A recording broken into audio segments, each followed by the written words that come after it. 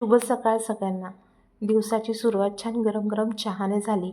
आता रोज विचार करते की आजपासून चहा सोडावा. पण थंडी इतकी पडते आहे की चहा घेतल्याशिवाय होतच नाही आहे.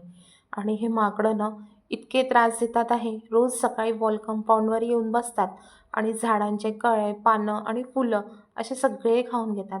आज सकाळचे 8:30 वाजले होते. सूर्य उगवला होता, तरी मात्र चंद्र हा कायमच होता. असं हिवाळ्यात कधी-कधी रेअर बघायला मिळतं. त्यानंतर लगेच किराणा भरून घेतला आणि काही चहाची भांडी होती ती घासून घेतली. अंघोळीच्या आधीचं आणि शेवटचं काम म्हणजे पोछा. पोछा झाला की अर्धे काम झाल्यासारखे वाटते. काल मार्केटमधनं शेपूची भाजी आणली होती.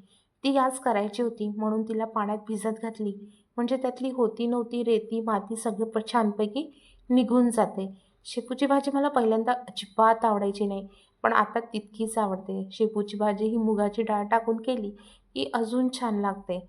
का म्हणतात ना, काही काळानंतर आवडी-निवडी या बदलत असतात. त्याचप्रमाणे माझीसुद्धा आवड आता शेपूची भाजी झाली आहे. संध्याकाळी सहज फिरायला निघाले. वातावरणात गारठा खूप जास्ती होता, पण छान वाटत होतं.